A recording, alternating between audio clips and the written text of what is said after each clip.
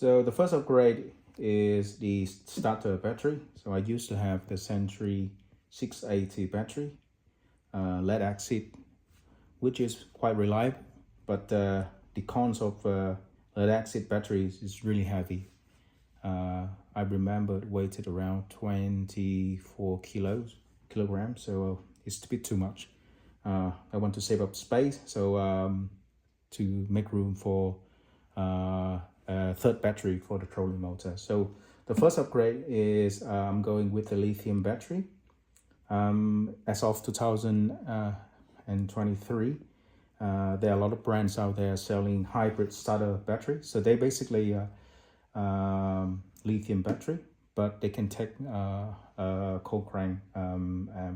So in here is a 1200 CCA.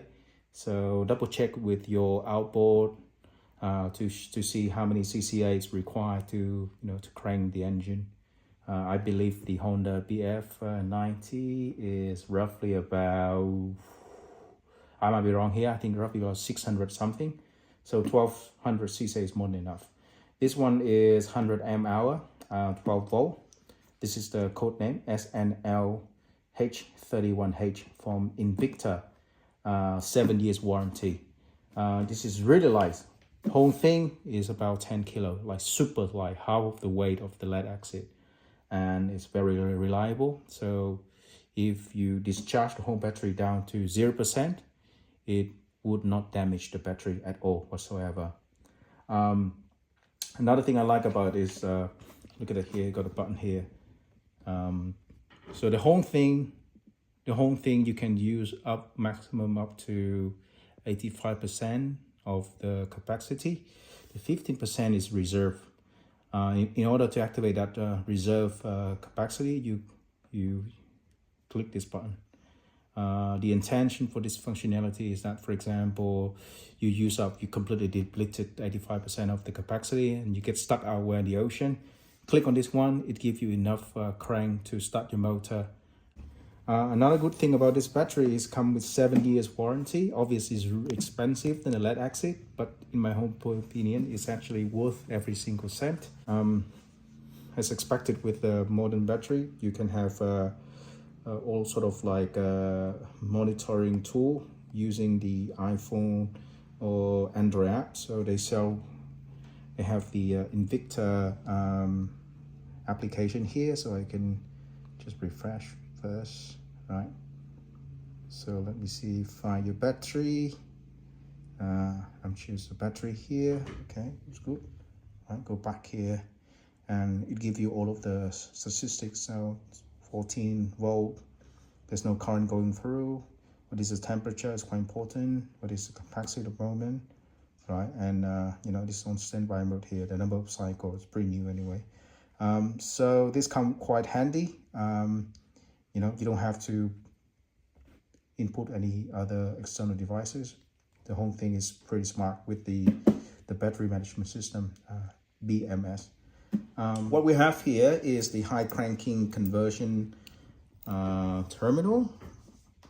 You can buy these things from pretty much any battery outlet. I got mine from Battery Well. And then you buy the dielectric grease. So we're going to apply the dielectric grease onto the washer and onto the part that going to get in contact with the punch hole terminal here. So there you go. This one I got from the same place, well, Battery Well. This is Permatex, but the other brand does the same job. So let's apply them. I just put a bit down here.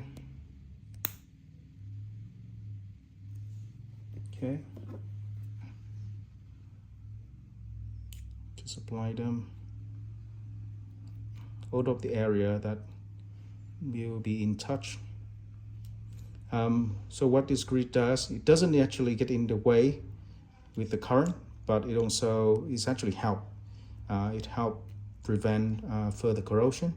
So what normally happens at the terminal, you might have corrosion happen. So your brass terminal turn green, and then it's become problematic.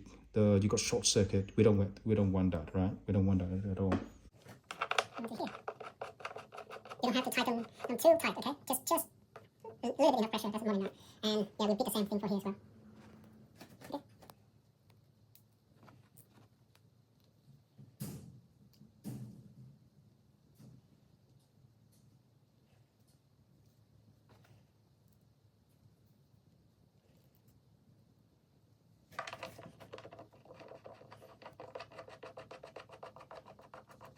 Okay, so all the battery is connected.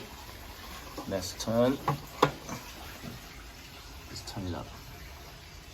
See everything connected. Let's turn it up, shall we? Looking good.